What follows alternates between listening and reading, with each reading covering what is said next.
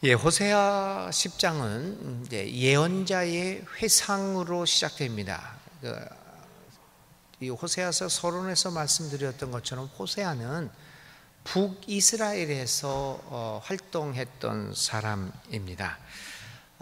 이 북이스라엘이 722년에 망하는데 그 시절에 망하기 바로 직전에 활동했던 사람입니다. 그러니까 나라가 엉망이었던 거죠. 부정과 부패, 불의가 판을 치고 종교와 믿음은 땅에 떨어졌던 부패할 대로 부패한 그러한 상황에서 이 호세아가 이 말씀을 한 겁니다.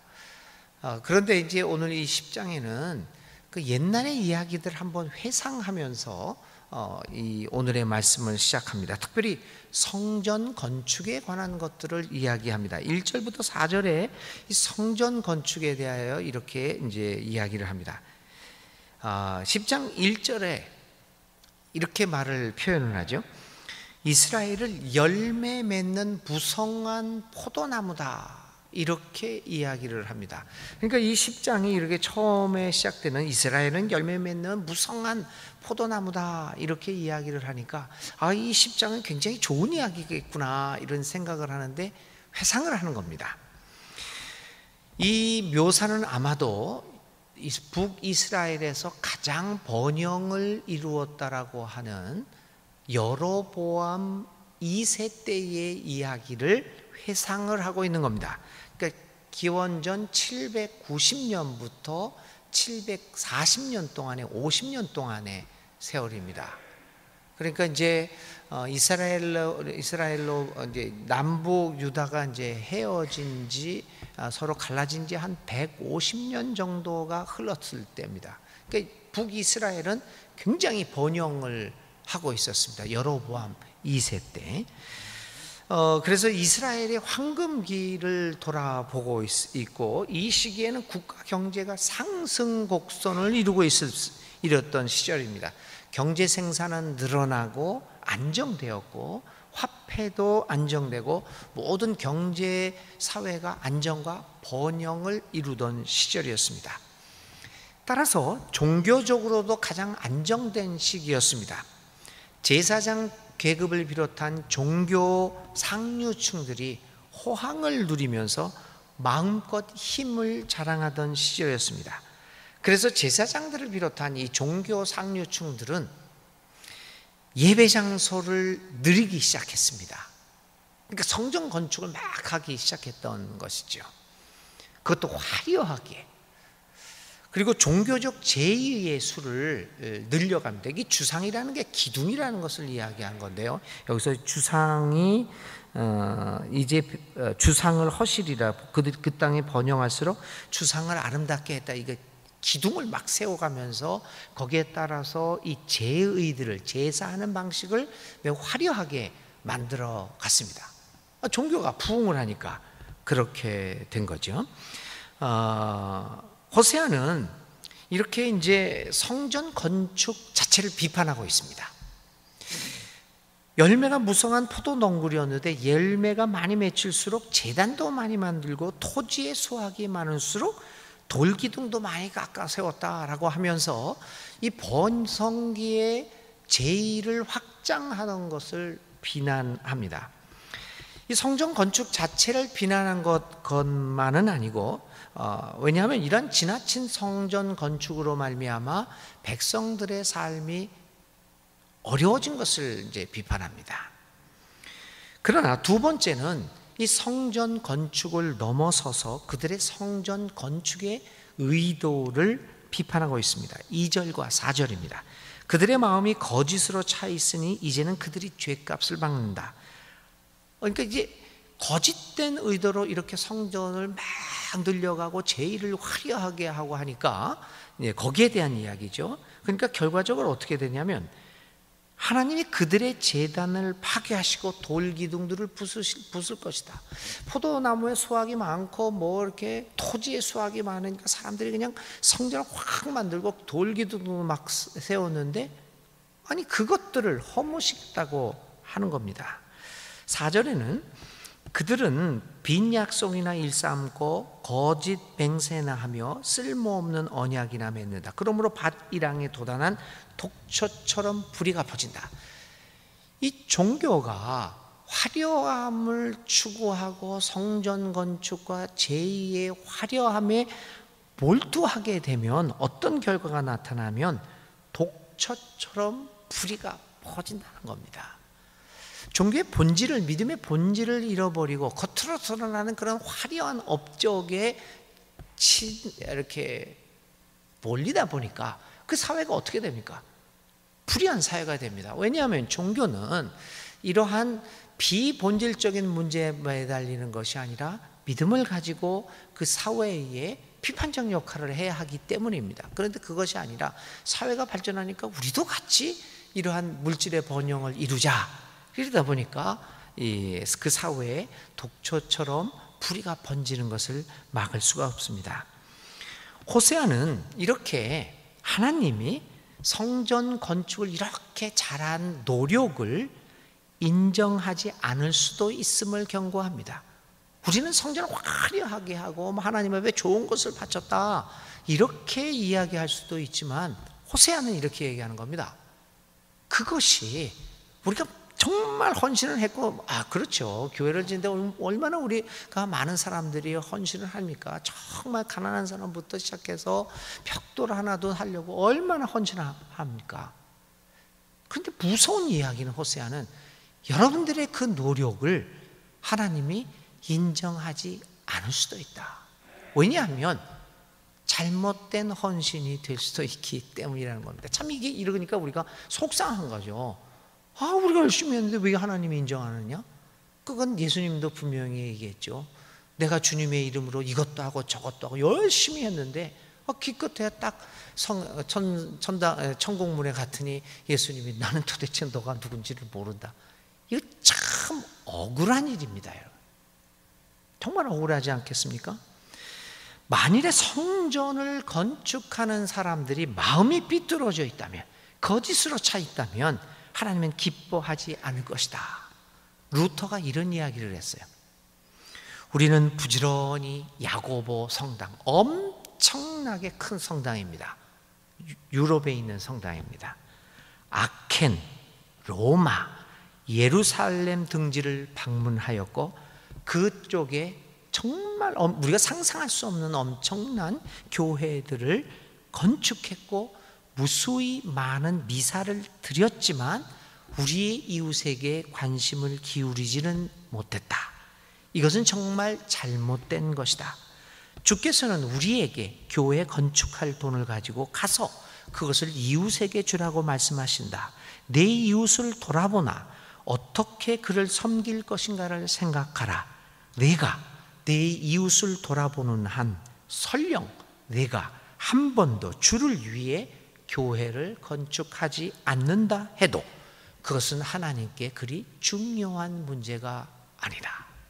그 당시에 중세시대 교회가 온갖 권력과 힘을 자랑하면서 몇백 년 동안 이 유럽을 가보신 분들은 아시잖아요.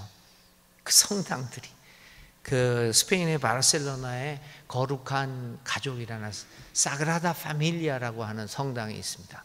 가보신 분들은 아시겠지만 이야, 어떻게 그렇게 지을 수 있었을까?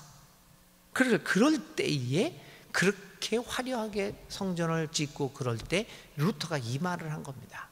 그래서 루터가 이런 것들을 보면서 종교 개혁을 한 것이죠. 오늘 우리들은 어떠한가? 우리들의 마음의 상태는 어떠한가? 온갖 죄악을 저지르면서도 겉으로는 화려한 성전 안에서 요란한 종교 예식을 거행하면서 하나님이 우리에게 복 내려 주실 것이라고 믿으면서 살아가는 것은 아닐까요? 호세아는 이러한 당시의 북이스라엘 사람들에게 이제는 그들이 죗값을 받는다. 하나님이 그들의 제단을 파괴하시고 돌기둥들을 부수실 것이다 라고 하는 무서운 심판의 말을 전합니다. 우리가 귀담아 들어야 할 예언이 아니겠습니까? 5절부터 8절은 더욱이 이 성전에 대해서 얘기하면서 성전에 더 이상 하나님의 영광이 없다, 하나님의 영광이 떠났다 라고 하는 겁니다. 이제 이렇게 화려한 종교와 화려한 성전에 더 이상 하나님이 계시지 않습니다. 하나님이 계시지 않다는 것은 성전을 성전되게 하지 못함을 우리는 보아야 합니다. 이 건물이 교회가 성전이 아닙니다. 하나님이 계셔야 성전입니다. 성전이 성전되는 것은 오직 하나님의 현존으로 인한 것입니다. 근데 사마리아 사람들은 베다웬의 송아지를 마치 그들의 신양 믿고 따라왔습니다. 그러기에 하나님은 거기서 그의 영광을 거두었고 그들은 거짓 신을 섬기면서 결국은 패망의 길로 돌아갔던 것입니다. 9절부터 15절에는 이러한 백성들의 삶을 보면서 하나님이 실망하는 모습을 보여주고 있습니다. 계속되는 이스라엘의 죄는 하나님을 실망하게 만듭니다. 하나님은 우리에게 기대를 걸고 있습니다. 자기의 자녀이기 때문에 우리가 그의 뜻을 따라 무엇인지를 분별하면서 그의 뜻을 따라서 살기를 기대하십니다. 그럼에도 불구하고 우리들은 늘 하나님의 뜻을 떠나 하나님을 떠나서 그의 뜻을 저버리고 그를 배신합니다. 하나님의 실망이 크실 겁니다. 하나님은 계속해서 이스라엘 백성들이 하나님께 죄를 범하는 것을 그치지 않고 있다고 한탄을 하십니다. 9절부터 10절에 이런 이야기가 나오죠. 하나님의 한탄입니다. 하나님의 실망의 소리입니다. 우리는 하나님의 그 실망의 소리를 듣고 우리의 죄를 회개하고 정말 하나님께 돌아올 수 있을 것인가? 그게 믿음의 능력 아닙니까? 오늘 우리 한국교회는 자신의 죄를 깨닫지 못하고 계속해서 하나님을 실망시키는 일을 하고 있는 것은 아닌가? 우리는 언제까지 하나님을 실망시키고 있을 것인가? 지난 총회에서 명성교회 불법 세습을 법을 잠재하고라고 하는 일반 사회에서는 쓰지 않는 단어입니다. 그런 회개한 표현을 하면서까지 용납했습니다. 어떤 분들은 그 총회에서 있었던 일에서 너무 명성교회 이야기를 하니까 이제 피곤하다 그럽니다. 얼마나 비참한 표현입니까? 여러분, 불의에 대해서 100번, 1000번, 10,000번 얘기하는 것이 왜 여러분들을 피곤해야 합니까? 그게 고쳐지지가 않는데, 하나님의 정의가 이루어지지 않는데 그거를 얘기하는 거를 피곤하대요. 이런 마음 가지고 어떻게 우리가 하나님의 의를 이룰 수 있겠습니까? 하나님의 정의를 수립하기 위해서 우리는 피곤해지면 안 됩니다. 선을 행할 때 낭망하지 말고, 실망하지 말고, 지치지 말고 선으로 악을 이겨야 하지 않겠습니까? 그런 사람들은 자꾸만 얘기를 하니까 지네들이 고칠 생각을 안 하고 피곤하게 또 그 얘기야? 그러니 대강 합시다. 이렇게 해서 이렇게 일을 처리합니다. 그런 것들이 얼마나 하나님을 실망시켰을까? 이스라엘이 하나님의 뜻을 따르지 않고 이렇게 하나님을 실망시키니까 이제 제 자신의 뜻을 이뤄갔으므로 이제는 하나님의 보호를 받지 못하고 결국은 망하게 될 것입니다. 그런데 이들이 왜 이렇게 하나님의 뜻을 따르지 못했고 서로 이렇게 망하게 됐는 이유를 13절에 호세아는 이렇게 간파하고 있습니다. 그러나 너희는 밭을 갈아서 죄악의 씨를 뿌리고 13절입니다. 반역을 거두어서 거짓의 열매를 먹었으니, 왜 이렇게 일을 할까? 그 뒤에 설명이 나오죠. 이게 이제 호세아 예언자의 진단입니다. 이는 네가 병거와 많은 수의 군인을 믿고 마음을 놓은 탓이다. 무기가 많고요, 군인들이 많고, 그러니까 힘이 세졌다는 겁니다. 가진 것도 많고 사람도 많고 힘이 있다 보니까 마음을 놓았다. 우리는 오늘 우리가 이렇게 놓은 교회의 성장과 번영을 믿고 있는 것은 아닙니까? 내가 가진 것이 많아서, 내가 이렇게 이만큼 이루었는데 라고 해서 마음을 놓은 것이 아닐까요? 오히려 우리가 이룩한 세계 최대의 교회, 장로교 최대의 교회라는 이 수식어들이 우리로 하여금 하나님을 멀리 떠나게 만드는 것은 아닐까? 우리 순천중앙교회도 한번 생각해 봐야 됩니다. 112년, 115년이라고 하는 그 아름다운 수식어가 혹시 그것을 의지하면서 우리로 하여금 하나님을 떠나게 만드는 요인이 되는 것은 아닐까? 2700년 전 외쳐졌던 호세아의 예언이 오늘 우리들에게 낯설지 않게 들려오는 것은 무엇 때문일까요? 오늘 한번 생각해 보시기 바랍니다. 2700년 전에 쓰여졌던 기록임에도 불구하고 오늘 우리에게 그리 낯선 것이 아닌 것처럼 들려지는 이 예언, 무슨 까닭일까? 오늘의 생각할 말씀은 하나님의 실망입니다. 하나님이 어떻게 실망하고 계실까? 아니면 우리를 향하여 희망을 가지고 계실까? 이 말씀을 가지고 오늘 하루 묵상하며 하루를 보내시기 바랍니다. 오늘의 기도드립니다. 하나님은 우리를 하나님께 순종하는 하나님의 길을 따라가는 아름다운 사람들로 부르셨는데 오늘 우리는 하나님을 배반하는 삶을 살고 있습니다. 하나님을 실망시켜드린 우리의 삶의 모습을 발견하고 회개합니다. 우리를 용서하시고 주님의 용서와 긍휼과 자비를 구합니다. 하나님, 오늘 우리에게 성령의 지혜를 내려주셔서 우리가 하고 있는 일이 얼마나 하나님을 실망하게 하고 있는가를 눈을 뜨고 바라보게 하시고 그 길에서 돌이켜서 하나님을 기쁘시게 하는 삶을 살게 하옵소서. 우리의 삶을 통하여 정의의 씨를 뿌리고 사랑의 열매를 맺음으로 하나님을 기쁘게 하는 우리가 되겠습니다. 주여 우리와 함께 하옵소서. 예수님의 이름으로 간절히 기도를 드립니다. 아멘. 오늘의 실천입니다. 내가 하나님을 실망시켜드리는가를 생각해보고 회개합시다.